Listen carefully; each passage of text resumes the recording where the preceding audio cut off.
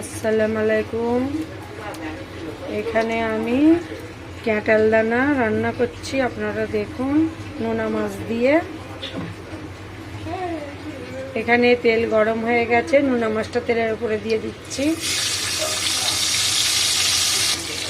তো এখানে নোনা মাছটা ভাজা হয়ে গেছে, নোনা মাছটা আমি তুলে রাখছি।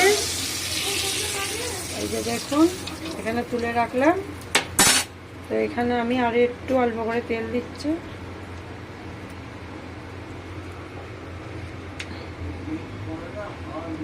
এখানে পেঁয়াজ দিয়ে দিচ্ছি।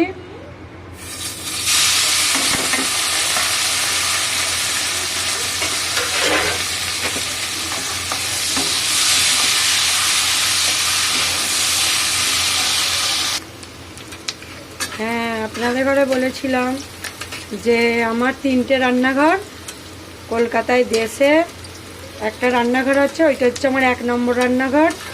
এখানে ব্যাঙ্গালোরে এসেছি, এখানে বড় বৌমা বড় ছেলে থাকে ব্যাঙ্গালোর।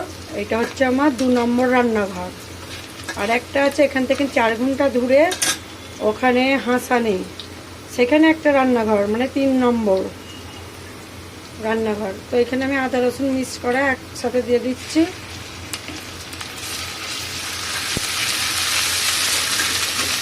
হপ্তাখানেক পরে হাসানের রান্নাঘরগুলো দেখাবো, ওখানে রান্না করব, ওখান থেকে দেখবেন আপনারা।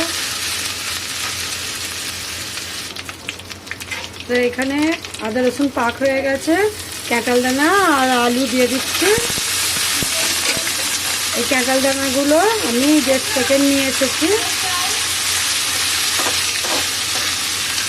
আমার মাঝের গাছের ক্যাটাল ছিল, ক্যাটালটাকে ভেঙে তার দানাগুলো এনেছি। ক্যাটাল আমি খাই না, আমি দানাগুলো খাই। হেভি খেতে লাগে ক্যাটাল দানা, আপনারা রান্না করে খাবেন। ক্যাটাল দানা দিয়ে মুসুর ডাল দিয়েও রান্না হয়, নোনা মাছ দিয়েও হয়, মাংস দিয়েও হয়। আপনারা যে যেমন করে পারবেন রান্না করে খাবেন।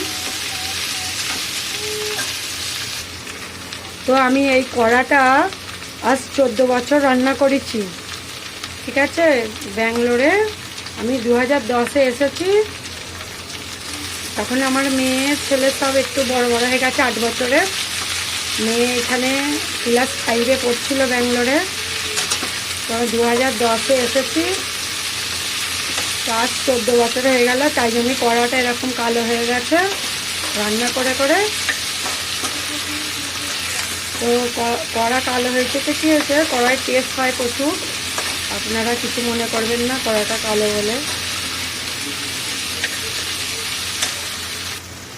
আমি বকতে বকতে নুনটা দিয়েছি, বলতেই ভুলে গেছি। ফার্স্টে আমি নুন দিয়েছিলাম। এখানে হলুদ গুঁড়ো দিয়ে দিচ্ছি 1 চামচ।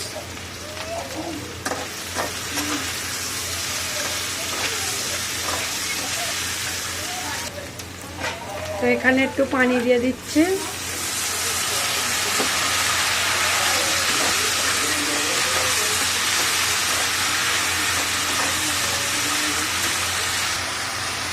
এখানে ঝাল লঙ্কা গুঁড়ো দিয়ে দিচ্ছি।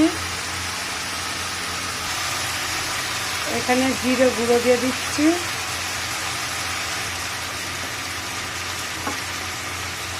এখানে ধনে গুঁড়ো দিয়ে দিচ্ছি।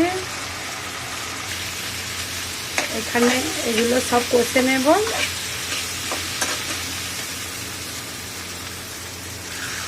এখানে অল্প একটু পানি দিয়ে দিলাম।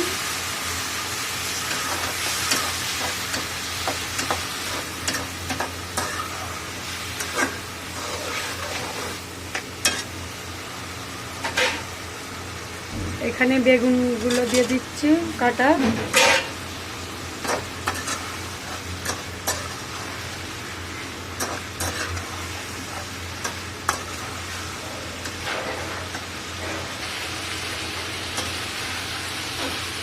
বেগুনটা দিয়ে এখানে কষা হচ্ছে, দেখুন।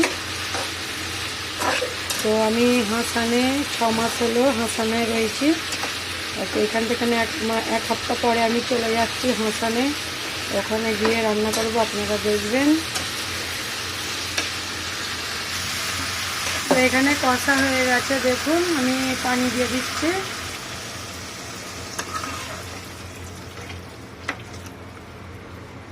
দেখুন আমার পানি দেওয়া হয়ে গেছে।